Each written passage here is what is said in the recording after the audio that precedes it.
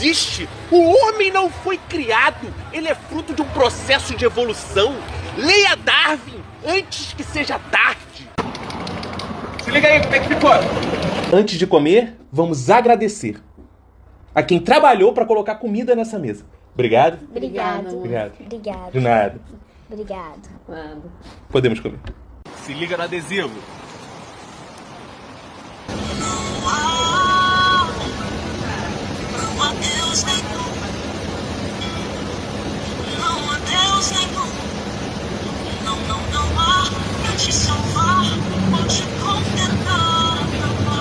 Vejam só esse comentário. Meu primo perdeu a única casa que tinha para a Igreja Universal.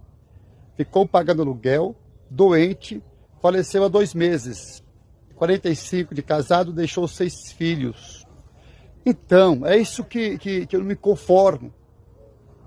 A justiça deparar com tudo isso, com todos esses crimes, essas aberrações, essas crueldades, e não soca esses caras na cadeia.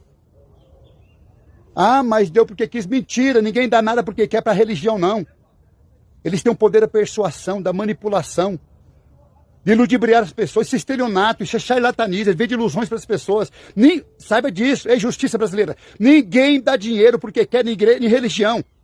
Ninguém, sem consciência, se sofrer lavagem cerebral, são manipulados. Estelionato, charlatanismo, vende ilusões. Até quando, meu Deus do céu? Cadê os políticos? Cadê essa Câmara, esse Congresso diabólico que está aí na missão só de prejudicar o presidente Lula, fazer um mal para a população? Ninguém levanta a bandeira para colocar esses caras na cadeia, gente.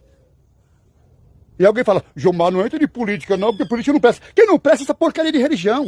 E esses deputados que estão lá, que nada fazem pelo povo, tem que colocar esses bandidos da religião na cadeia, gente.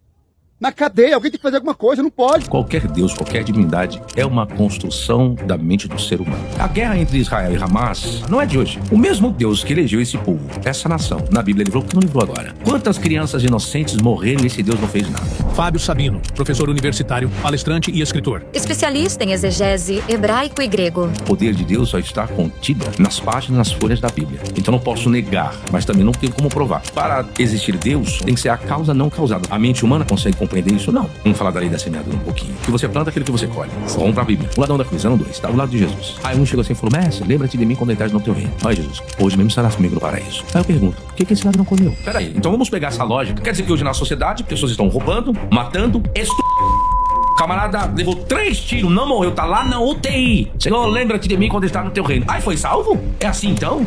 Ô, Michel, bora lá no culto da igreja comigo. Ah, valeu pelo convite, mas eu já tenho minha religião, né? Daí eu tô bem. Só vamos, cara, sem compromisso, você vai curtir. Tá, cara, beleza. No dia seguinte...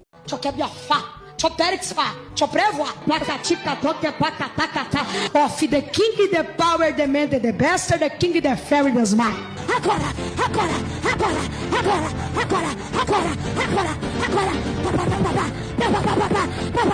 Ô, Michel, falei que era bacana, né? Tá curtindo? Tá de sacanagem? Eu nunca vi algo tão ridículo na minha vida, cara. Ah, é? E aquela tua religião japonesa esquisita lá? Você não pode julgar nada não, cara. Ah, mas eu posso. Isso aqui é horrível mesmo. Cruz credo.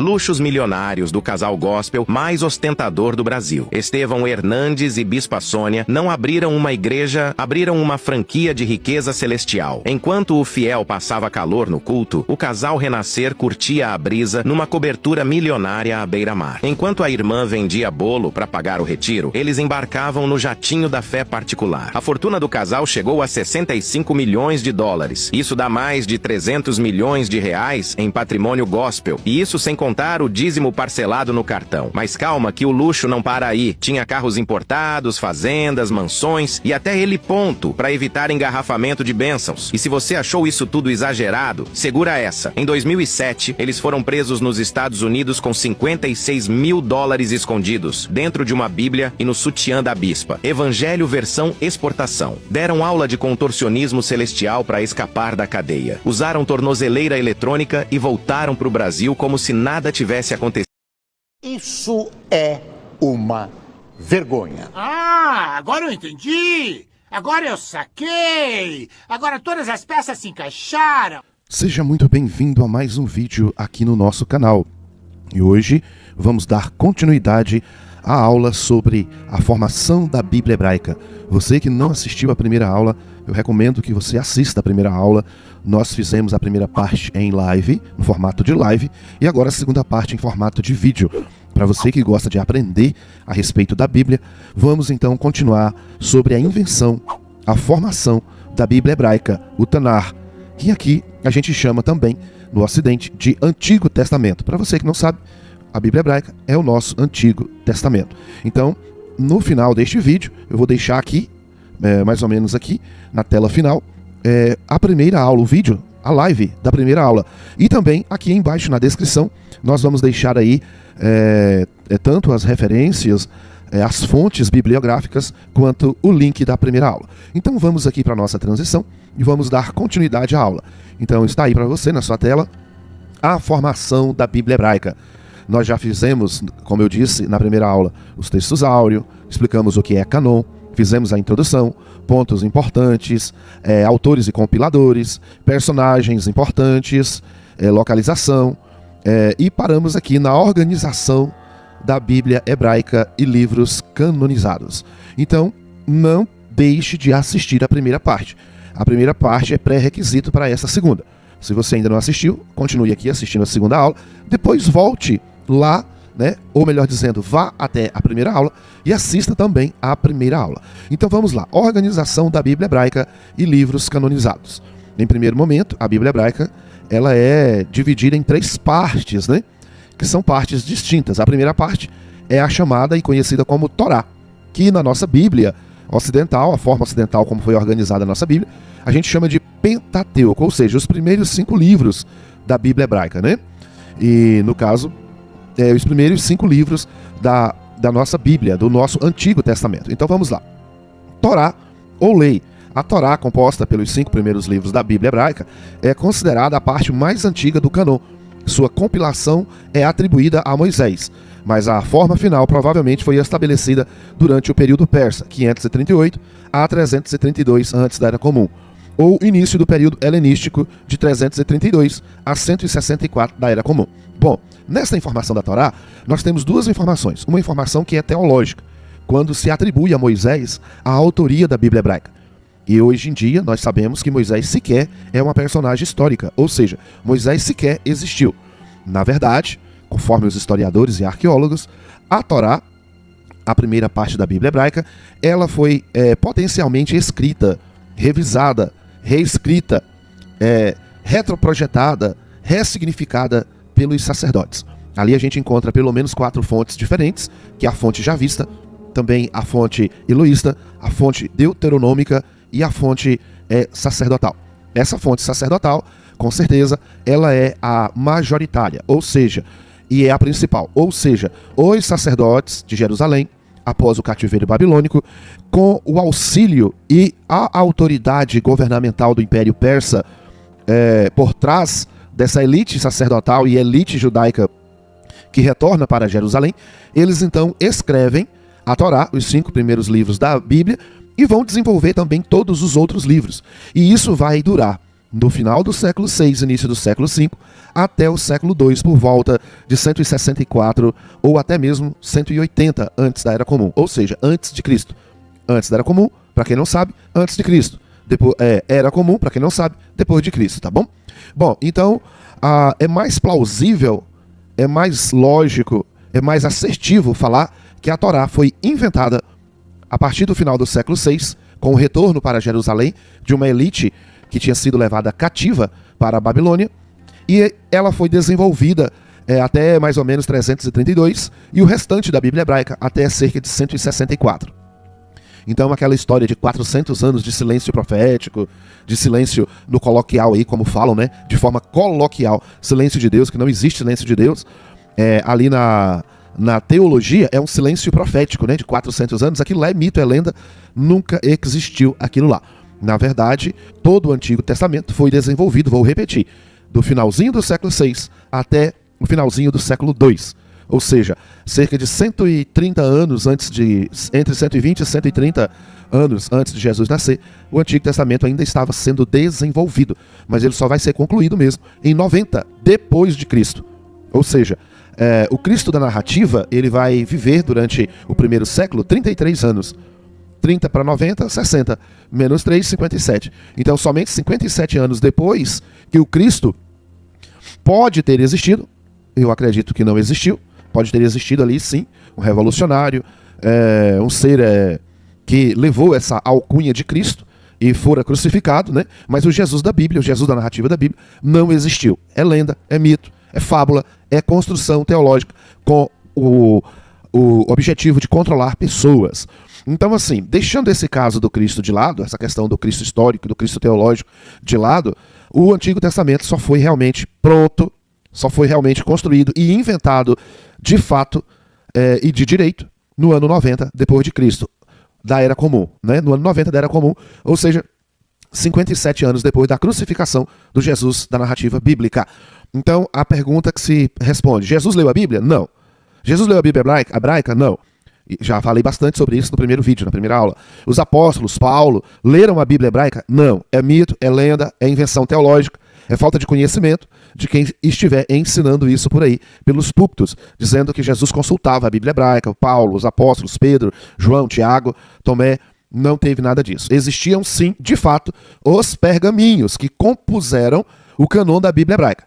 Mas não existia uma Bíblia hebraica. A Bíblia hebraica só vai finalizar no ano 90 da Era Comum. Professor, mas lá em Mateus, em tal lugar, fala que as escrituras são divinamente inspiradas, que Jesus abriu o pergaminho do profeta Isaías. Sim, eu expliquei isso na primeira aula, né? Os textos da narrativa bíblica, eles vão ser elaborados, muitos deles, depois do cânon judaico, depois da história já acontecida.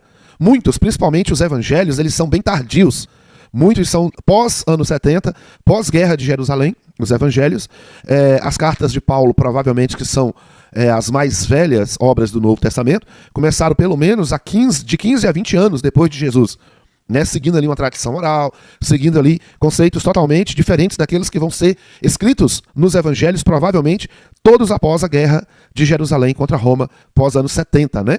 O evangelho de João mesmo, conforme a história crítica, ele só foi concluído no ano 130, entre 90 e 130 depois de Cristo, ou seja, da Era Comum, entre o final do primeiro século e primeiro quarto ali do segundo século, né?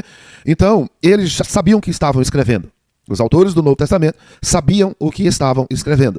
Então, muitos deles, quando escreveram os livros do Novo Testamento, escreveram já sabendo que os judeus estavam produzindo um cânon, ou já com o cânon judaico em mãos. Não um livro como nós temos hoje ali, né? Mas aquela coleção que nós vamos expor para vocês aqui, já sabendo que ela existia, né? Tendo conhecimento que ela existia. Antes disso, existiam sim os pergaminhos que compõem a Bíblia hebraica, que compõem o Antigo Testamento. Existiam esses pergaminhos, mas não em um cânon montado, não em um cânon já definitivo. Existiam eles de forma solta, como no caso do Novo Testamento. Existiam os textos do Novo Testamento, mas o Novo Testamento mesmo só vai ficar pronto no século IV.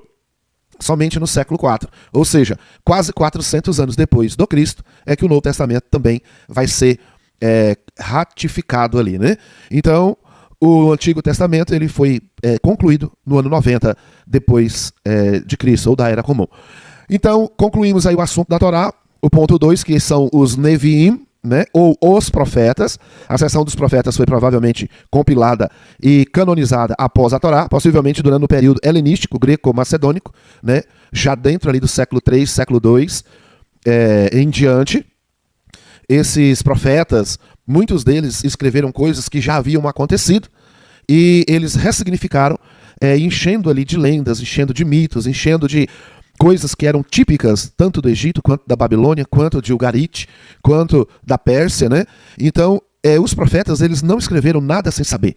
Tudo que eles escrevem ali, principalmente Daniel, que foi ser concluído por volta de 164 antes da Era Comum. Então, quando Daniel escreve ali seus escritos, suas profecias, ele remete a um tempo lá da Babilônia, do século VI. Mas ele, o autor de Daniel, porque o profeta Daniel mesmo nunca existiu, e a maioria dos profetas nunca existiram, inclusive Moisés, Josué, etc. Essas personagens, elas não existiram historicamente. Existem sacerdotes, grupo de pessoas, escrevendo e usando o nome dessas personagens fictícias e mitológicas, né, para gerar ali uma certa confiança, uma certa autoridade para o livro, né, daquele determinado profeta. Então os Neviim, eles foram provavelmente concluídos durante o período greco-macedônio, durante ali o período dos Ptolomeus, né, e já praticamente no final do século II é que eles vão ser concluídos, como é o caso de Daniel. Os Ketuvim, que são os escritos, a seção dos escritos, foi a última a ser compilada e canonizada. O processo de canonização dos Ketuvim pode ter ocorrido entre os séculos 3 antes da Era Comum e o século 1 antes da Era Comum. Então, Salmos, Provérbios, Cantares, né, os livros apócrifos de Tobias, Judite, Bel e o Dragão, também ali Macabeus, todos vão ser praticamente concluídos, faltando um século para Jesus nascer. Ou durante o primeiro século antes da Era Comum, né? Ou no próprio primeiro século da Era Comum. Então, esses livros, os escritos, eles vão eles vão ser concluídos entre o século III antes da Era Comum e o primeiro século da Era Comum. Então, provavelmente, alguns ali, durante o primeiro século da Era Comum, estavam sendo escritos, porque só em 90 da Era Comum, depois de Cristo, é que vai realmente nascer um cânon judaico. Antes, eram os pergaminhos soltos. Existiam muitos pergaminhos, muitas escrituras, mas não eram canonizados. Tinha uma certa autoridade, como, por exemplo, os 5 primeiros livros. Eles tinham uma grande autoridade, desde lá do século VI, antes da Era Comum, né? Bom, partes, seções e livros da Bíblia Hebraica. O cânon judaico da Bíblia Hebraica, também conhecido como Tanar, o Antigo Testamento, a gente também chama ele de Tanar. Aí o Tanar, ele é composto pela Torá, Pentateuco, Neviim, profetas, Ketuvim, os escritos, que são os livros poéticos, que são aqueles livros ali de Jó, né, até Cantares de Salomão, até Cânticos ali de Salomão, né? Isso na Bíblia protestante. Na Bíblia católica, até Eclesiásticos, e passando pelos Macabeus e outros tantos ali. Bom, então vamos aqui. O cânon judaico da Bíblia Hebraica, também conhecido como Tanar, é composto por 24 livros, que são considerados sagrados pelo judaísmo. Lembrando que Macabeus, Judite, aqueles outros ali é do cânon católico, tá bom? É do cânon católico. Eu citei eles enquanto eles estavam sendo construídos porque eles aparecem no cânon católico, não no cânon judaico. No cânon judaico, eles não fazem parte. Como, por exemplo, o livro de Enoque, que faz parte da Bíblia etíope, mas não faz parte nem do cânon judaico, nem do cânon católico, e tampouco do cânon protestante, a partir do século XVI, né? Bom, mas voltando aqui para a Bíblia Hebraica, só 24 livros vão compor ali o seu cânon sagrado. Ele é dividido em 3 partes principais, como nós já vimos, que é a Torá, lei ou instrução, que contém os 5 primeiros livros da Bíblia Hebraica, que são Gênesis, que em hebraico é Bereshit, Êxodo, que em hebraico é Shemot, Levítico, que em hebraico é Vaikra, Números, que em hebraico é Bamidbar, e Deuteronômio, que em hebraico é Devarim, né? Os Neviim, profetas, incluindo os livros dos profetas que são antigos profetas, Josué, Juízes, Samuel e Reis, últimos profetas, Isaías, Jeremias, Ezequiel e os 12 profetas menores. Observação: os profetas Oséias, Amós, Miqueias, Joel, Abadias ou Obadias, Jonas, Naum, Abacuque, né? Sofonias, Ageu, Zacarias e Malaquias são chamados de menores.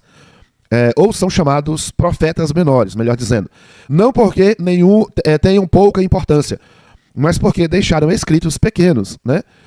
Já no século II da Era Comum, eram organizados em um só volume, mais ou menos igual ao volume de um dos profetas maiores, como Isaías, que tem 3 livros. Talvez você não saiba, mas o livro de Isaías tem o primeiro Isaías, que vai do capítulo 1 ao 39, o segundo Isaías do 40 ao 55, e o terceiro Isaías do 56 ao 66, bem como Jeremias e Ezequiel. O Eclesiástico, escrito no século III antes da Era Comum, supõe já realizada a compilação dos 12 profetas num só rolo, tá bom? Os Ketuvim, ou escritos, eles compreendem outros livros importantes, como Salmos, Provérbios, Jó, Cantares de Salomão, Ruth, Lamentações, Eclesiastes, Esther, Daniel, Esdras, Neemias e Crônicas. Lembrando que na Bíblia protestante católica, Crônicas é 1º e 2º Crônicas, Samuel é 1º e 2º Samuel, e Reis é 1º e 2º Reis. Eles não estão aqui porque eles estão lá nos primeiros profetas, né? Ou seja, eles estão aqui nos profetas antigos, ali ó, Samuel e Reis, que nas nossas Bíblias aparecem como 1º e 2º Samuel, 1º e 2º Reis. Já Crônicas, 1º e 2º Crônicas, estão nos Ketuvim ou escritos. O cânon judaico foi estabelecido ao longo do tempo, com a Torá, Pentateuco, sendo a parte mais antiga, e os Ketuvim, escritos, sendo compilados posteriormente.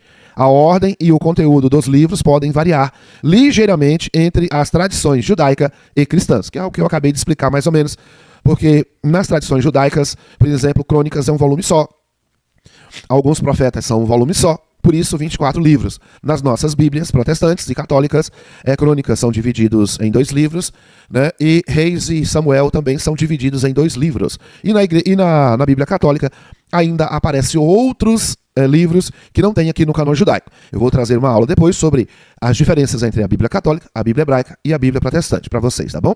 Mas diferença só não é em conteúdo, mas diferenças em organização e também em colocação dos livros, em posicionamento dos livros. Então vamos lá, para a gente concluir. O canônico judaico foi estabelecido ao longo do tempo com a Torá, Pentateuco, sendo a parte mais antiga, e os Ketuvim, escritos, sendo compilados posteriormente.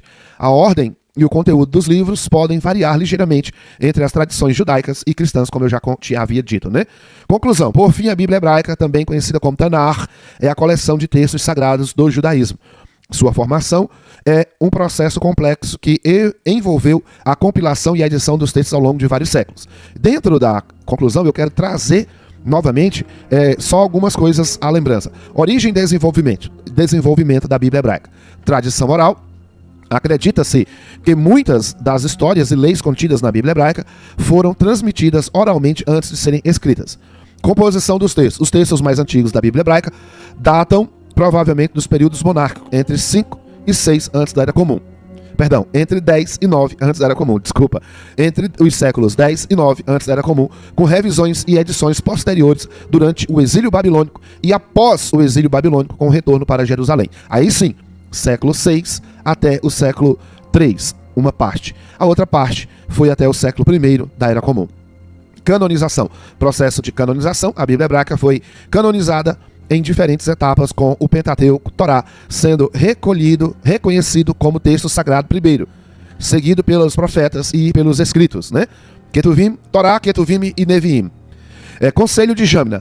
Embora controverso, o Conselho de Jamna, no século I da Era Comum, ou seja, depois de Cristo, é frequentemente citado como o marco importante da definição do cânon da Bíblia hebraica.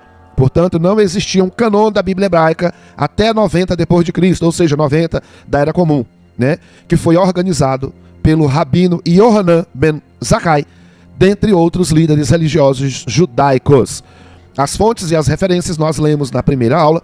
Eu recomendo que você, então, vá até a primeira aula, assista toda a primeira aula, para você não perder nenhuma informação extremamente importante. Então, vou repetir. Não existia Bíblia hebraica na época de Jesus, nem na época dos apóstolos. Quando você lê o Novo Testamento, você parece que eles estão lendo ali a Bíblia hebraica. Não, não, não. Os escritores do Novo Testamento, a maioria, escreveram depois do ano 70, e muitos escreveram já com o cânon hebraico finalizado.